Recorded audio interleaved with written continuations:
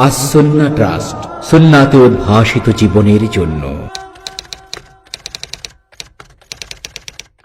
আল্লাহ রাসূল সাল্লাল্লাহু আলাইহি ওয়াসাল্লাম বলেন, সাওমু ইয়াউমি আরাফা আহতাসিবু আলাল্লাহ আইয়ুকাফিরা আস-সানাতা আল্লাতী ক্বাবলাহা ওয়াল্লাতী বা'দাহা আও কামা ক্বাল সাল্লাল্লাহু আলাইহি ওয়াসাল্লাম।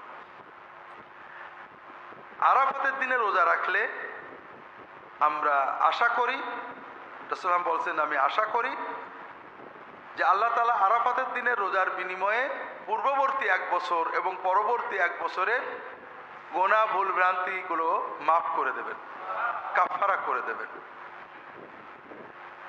কাজেই আমরা যদি পুরো 9 দিন রাখতে পারি আলহামদুলিল্লাহ, আর 9 দিন যদি নাও রাখতে পারি তবে আরাফাতের দিনে অবশ্যই আমরা রোজা রাখার চেষ্টা করব।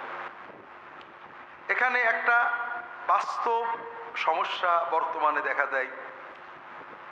সাধারণত আরবি ভাষায় ইয়মে আরাফা মানে হলো জিলহজ মাসের 9 তারিখ, আবার ইয়মে আরাফা মানে যে দিনে হাজিরা আরাফাতে অবস্থান করে।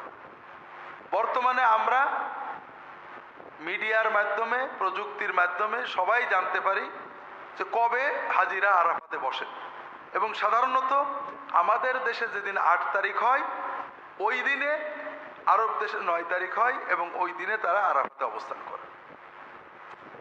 এখন আমরা কি করব? আমরা কি আমাদের দেশের 9 তারিখে রাখবো না আরব দেশের আরাফাতের দিনে রাখবো? এটা নিয়ে আলেমদের নানাবিধ মত আছে। মূল কথা হলো বান্দা সাধ্যের ভিতরে সুন্নাতের নির্দেশে ইবাদত করবে। যারা আরাফাতের দিন আরব দেশে জানতে পারেননি তারা তাদের দেশের 9 তারিখেই রাখবেন।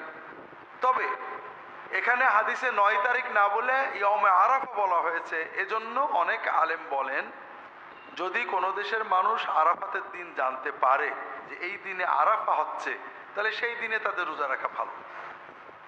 আর আমাদের জন্য সহজ, আমরা 8 তারিখ এবং 9 তারিখ 2 দিন রাখতে পারি।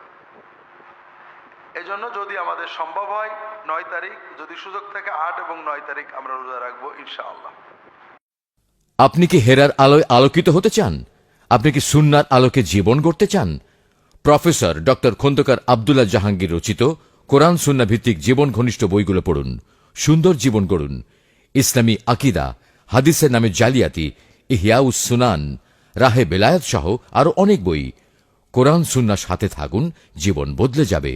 যোগাযোগ আস-সুন্নাহ ট্রাস্ট 01715400640।